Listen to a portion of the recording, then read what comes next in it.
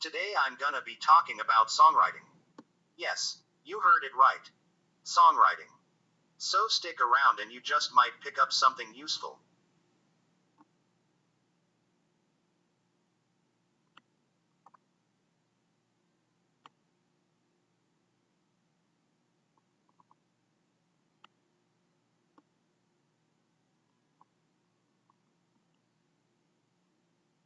By the way, this is one of several series of video offerings I have about music. Originally, it was meant to delve on the topic of math and physics, specifically on the laws on tension and laws on length. If you're a student finding difficulty on the subject, you can check out my channel. Who knows? It might take away the misery and the mysteries away. All you got to do is go to YouTube. Click the magnifying glass or search button. Then, type in XG coefficient. A list of videos will show up. However, you would still need to click on the XG encircled logo. There you have it. All of my videos arranged in a playlist at your fingertips. So, without further ado, let's go, baby.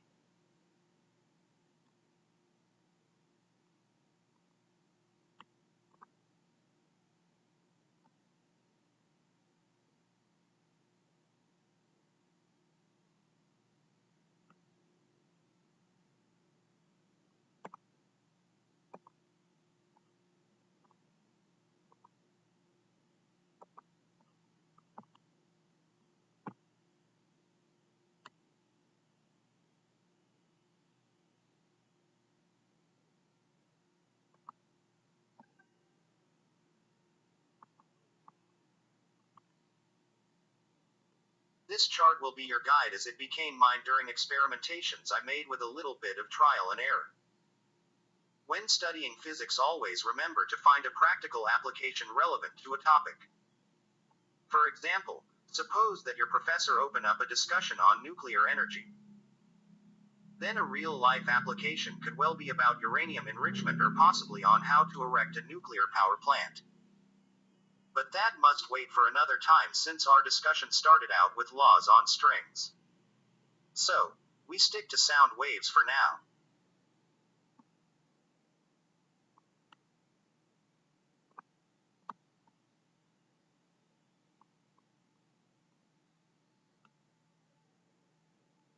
When I made a video on sound waves, I was compelled to relate the concept to a real-life application. Something that would also simultaneously become worth studying for, by learners. However, I had a hard time finding examples I could use for demonstration due to copyright restrictions and takedown issues. Thus, I was forced to create my own musical composition. Because, how can you share your thoughts without examples? As a reminder, please refrain from using somebody else's copyrighted work. Is that okay? Alright.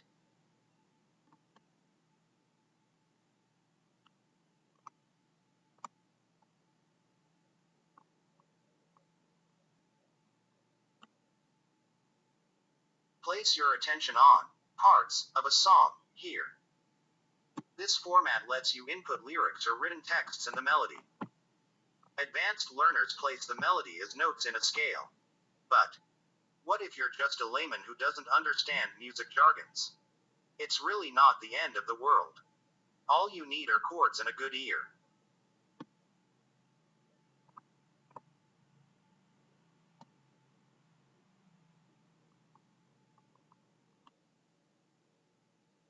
So, what I did here as a beginner was fill in the blanks with a story on my mind, expressing them in words.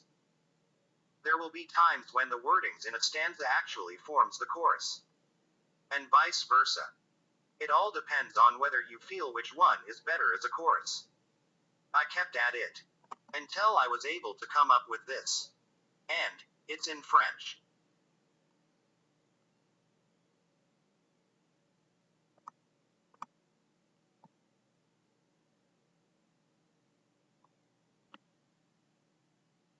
The formal method of writing songs. Just to juggle your memory, since all of these terms were taught in grade school. What are scales? This is a scale. It is composed of 5 lines. What are octaves? This is 1 octave, or 8 notes in succession. The all familiar do, re, mi, fa, sol, la, ti, do. These are notes. And when grouped together, make out one harmonious sound, called chords.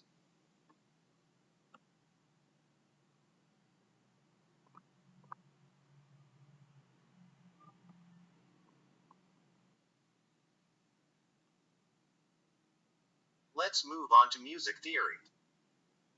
Music theory, which constitute a main branch of the road map, represents a broader topic which include major or minor keys, fifths, sevenths, diminishing, suspended, and a whole lot more. But, in a nutshell, it's all about different types of keys and their function in a song and how they are able to elicit explicit types of emotions.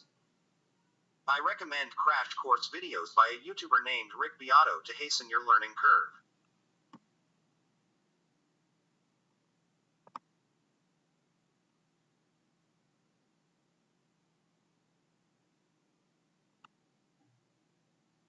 Most curriculum in the education system is imparted to students in bits and pieces, that is, they are too fragmented or compartmentalized or modularized, whatever. Thus, I would advise them to proactively search out missing links in order for them to be successful in life. Because at the end of the day, it's really up to learners to relate their academic experiences to the outside world around them. I remember in grade school when our music teacher would introduce us partially to music theory, leaving out a large chunk of terminologies involved in the subject matter. As what I found out during this songwriting journey. After a brief lecture, we will have some vocalizations in falsetto. But that's about it. She didn't even talk about microtonality, which is also a very important concept.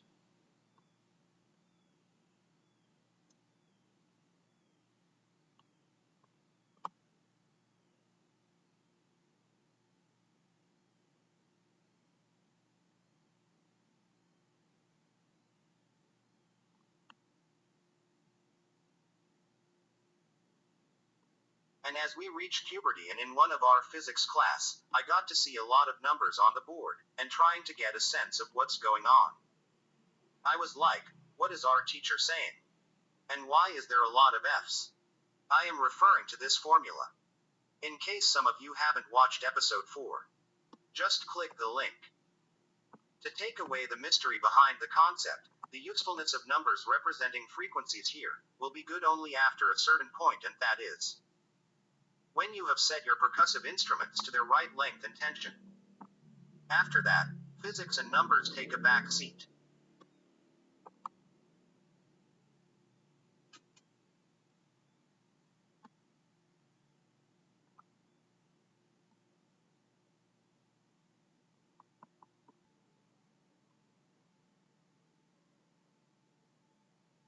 Now, one of the elements of a good song is repeatability, wherein even if you kept repeating the same line of a song over and over again, it would still remain peculiarly nice to the ear. Let me play a recording of a line in this song in a loop. This was the draft acoustics version. In the following clip, I deliberately repeated each line of the stanza, the chorus and the coda to demonstrate and prove the point. Listen.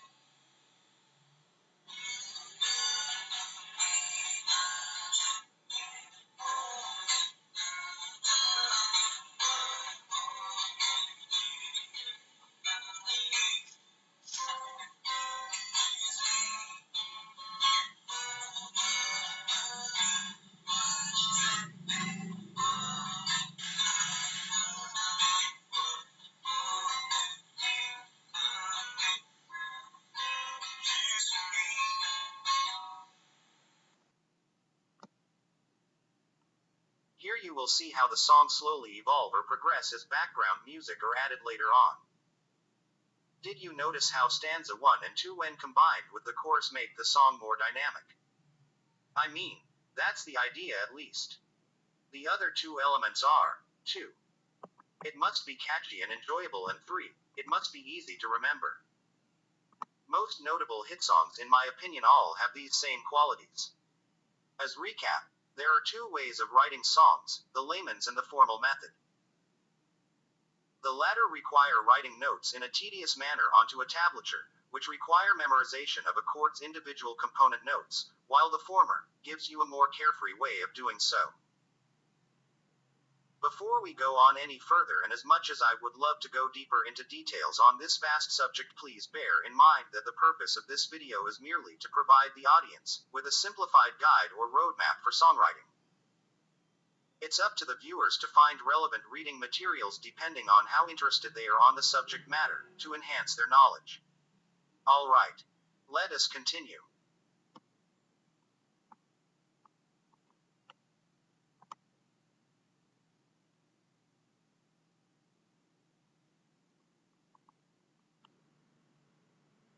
The question is, can we apply mathematics in songwriting? The answer is yes. And this may well be demonstrated in chord progression. The most difficult part of writing a song, in my view, while I was doing the composition, was finding the right combination of chords that should make it sound really interesting. Fortunately, I chanced upon a YouTuber named Karen Ramirez, which added another dimension on our impression about math.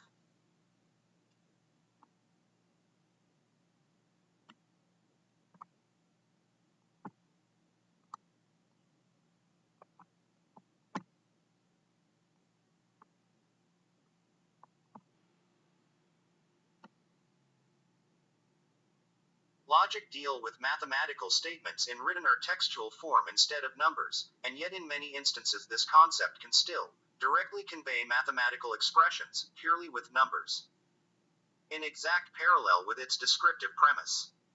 Descriptive here pertains to a worded structure.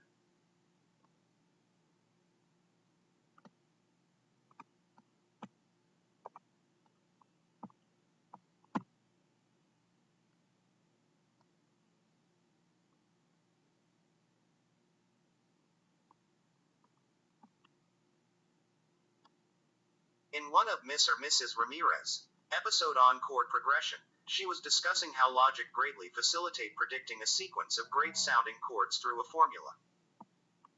Thus help composers to work faster and eliminate guesswork, since notes will have the tendency to pass through or along that path.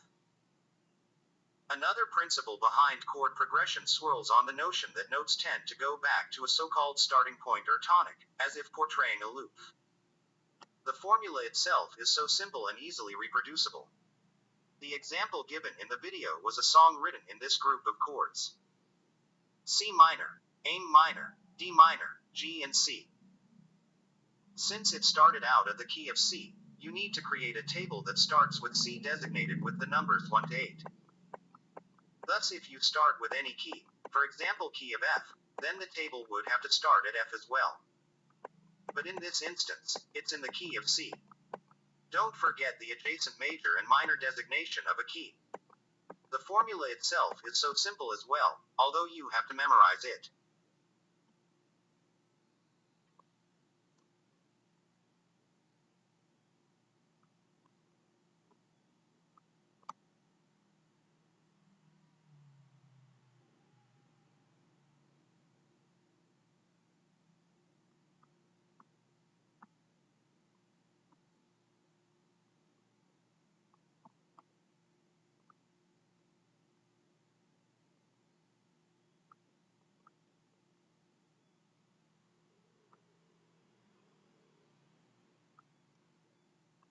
To demonstrate, a certain song starts at the key of C.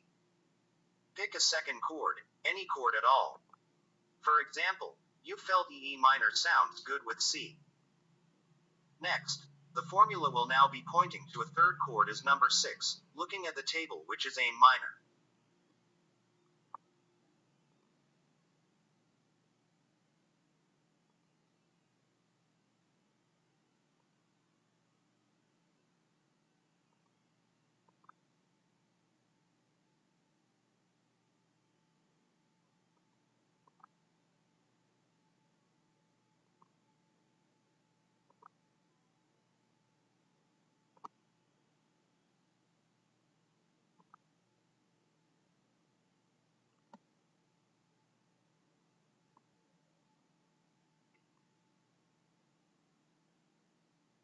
The fourth chord has an option of assuming either a 1 or a 2, but since the song hasn't finished yet, as it would have returned to the tonic.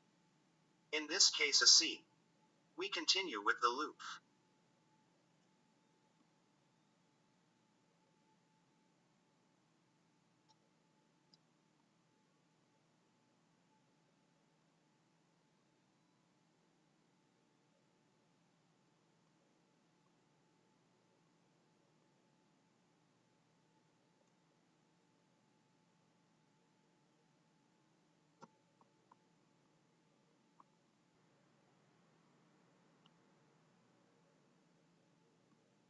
With this information at hand, notice that A minor is designated as number 6 on the table, giving a clue that the next chord will be a D minor. Using the formula.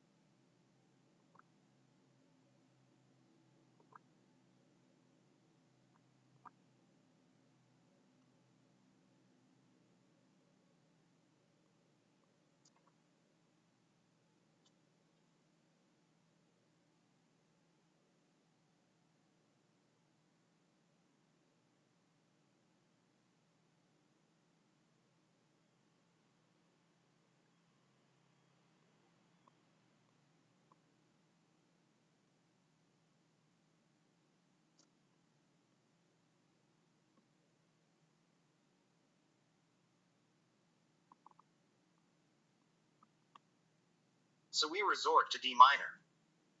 Since D minor is number 2 on the table, it gives us a clue from the formula that the next chord will be G, since 2 equals 5. The formula doesn't strictly require you to follow a particular order or sequence, instead provide clues only.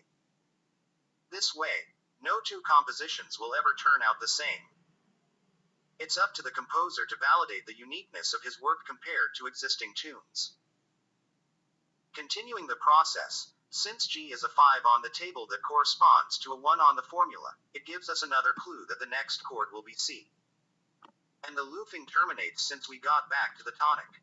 Slide 25.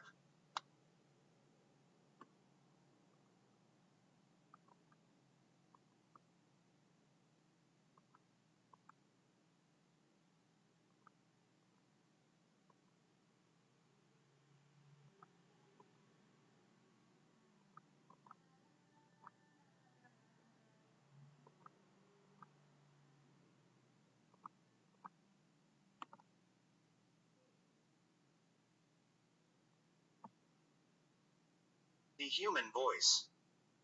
Our voice is the most elegant musical instrument ever designed, for it is the one that gives life or flow in combination with mechanical sounds, made by percussive and wind instruments. It can easily shift from one note to hard-to-reach notes musical instruments can't do. I am talking about microtonality here, or the in-between notes guitars or pianos can't reach or reproduce. On vocalization techniques. What is a head voice? How about a chest voice? These are well-known standard singing lesson terminologies, and I'm pretty sure you already have an idea of what it is. As a tip, vocalization requires you to feel vibrations emanating from your vocal cords while you sing. You may opt to put your hands on your throat in order to palpate different effects it can create. And when singing via the diaphragm, I recommend proper breathing exercises. I suggest avoiding the use of auto-tune. It's like cheating or shortchanging your audiences unless you openly admit that you cannot sing, though can write songs as an exception. Just be yourself. Finally, work within your voice range. Else, strain and injure yourself.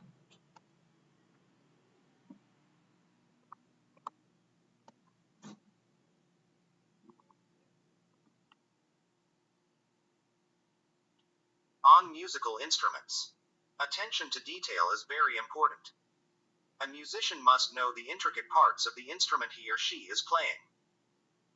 Not only that, but he or she must be able to know each part's function and their significance in order to play it well.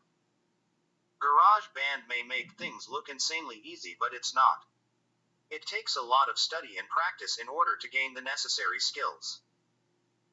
Some school curriculum will offer only music theory, while others, chord progression only, and still others, guitar or piano lessons only, and still others, voice lessons only.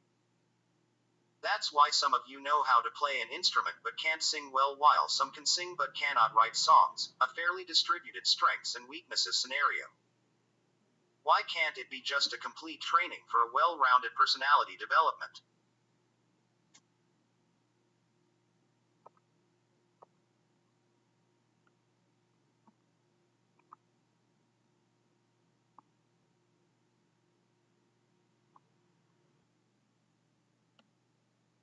The background music. I finished the song and ran a draft recording initially using the guitar. Mind you that I am an amateur myself, not very well versed with different instruments. The next thing I asked myself was, how can I make this song somehow sound professional? Then I thought about the mighty GarageBand, which I was already experimenting on with years earlier. The introduction and the instrumentals of the song employed a synthesizer pad and electric guitar, and this is how it sounds.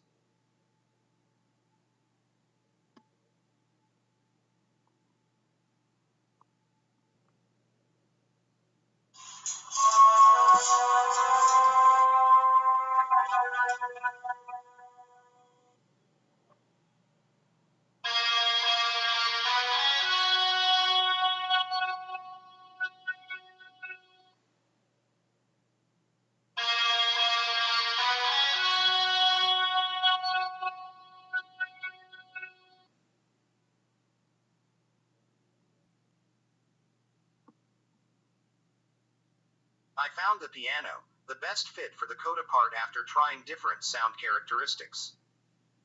While tinkering, I noticed the superiority of the design of iPad's microphone. The iPad I used in this experiment belonged to a Steve Jobs era model, which reminded me of the legend himself. I would also advise the use of a metronome, which immensely helped with timing and alignment of both the voice and instrumentals recordings. Without it, everything sounded so very odd and out of synchronicity. That's why I had to start from scratch on my first few takes.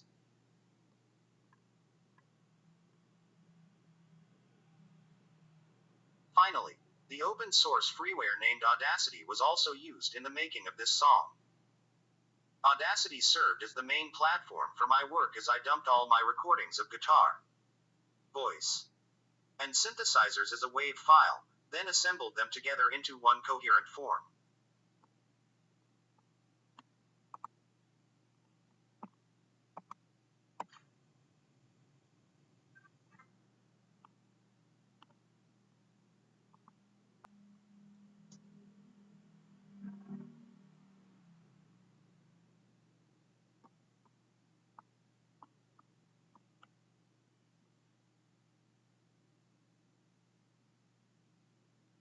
This is the final product.